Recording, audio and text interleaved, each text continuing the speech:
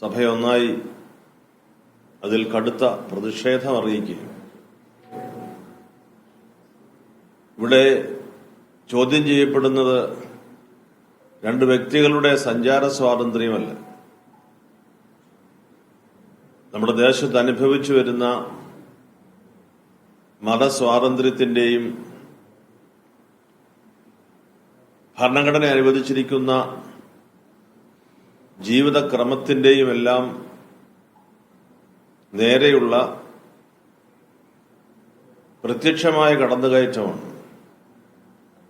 അതിന്റെ വെളിച്ചത്തിൽ ഭരണഘടനയെ തന്നെ, ഈ രാജ്യത്തിന്റെ സംസ്കൃതിയെ തന്നെ വെല്ലുവിളിക്കുന്ന പ്രവർത്തനമാണ് നടന്നിരിക്കുക.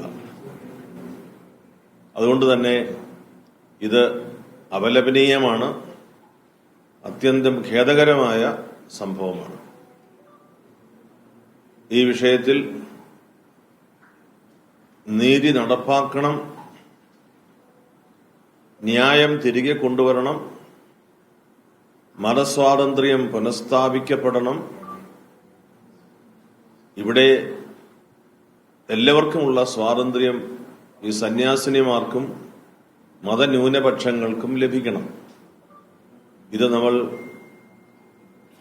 ബഹുമാനപ്പെട്ട പ്രധാനമന്ത്രി നേതൃത്വം നൽകുന്ന നമ്മുടെ രാജ്യത്തെ ഭരണ സംവിധാനത്തോട് ആവശ്യപ്പെടുകയാണ്.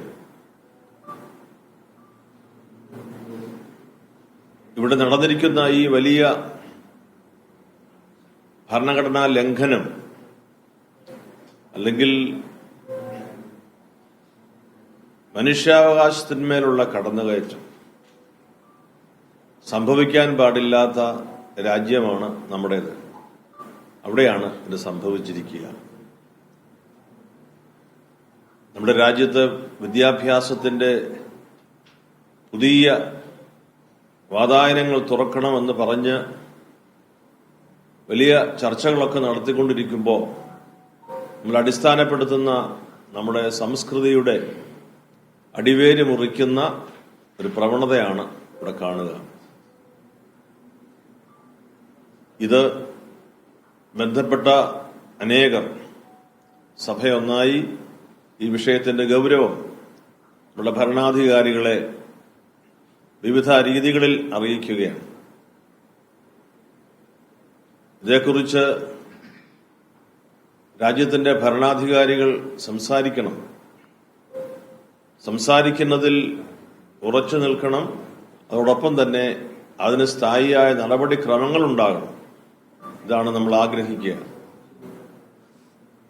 അതുകൊണ്ട് ഈ രണ്ട് സിസ്റ്റേഴ്സ്, നമ്മുടെ കേരളീയരായ സഹോദരിമാര്, അവരോട് അനുഭാവം, അവരുടെ കുടുംബങ്ങളോടുള്ള അനുഭാവം